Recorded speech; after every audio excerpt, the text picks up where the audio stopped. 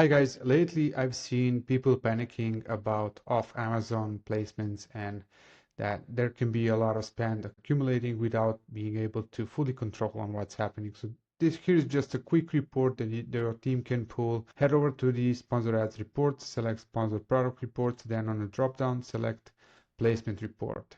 Select the desired marketplace, the date range that you wanna check, name your report and run the report. Once you're finished with that, this is the ugly report that you will see.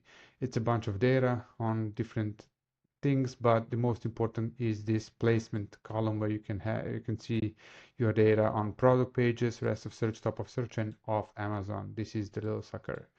So to get the proper data, just insert the pivot table, insert pivot table, and you will get something like this. This is more meaningful now. To let you know how I created this, I just drag the placement to the rows, and then I drag sum of spend, 7-day total sales, clicks, and 7-day orders here. And by just your brief look, you will see that off Amazon here is only $13 out of 11,000 spent in the last 30 days, so that's nothing, no worries.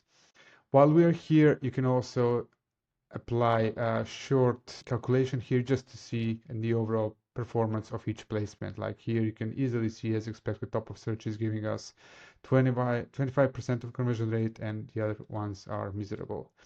But here you go. So really, it's a simple report. It takes no more than 2 minutes to run, and you can sleep well at night knowing that you're not in danger of having off Amazon spend. I've heard people having this at thousands, but sometimes it's just not the case. So follow me for more info in coming days. Bye bye.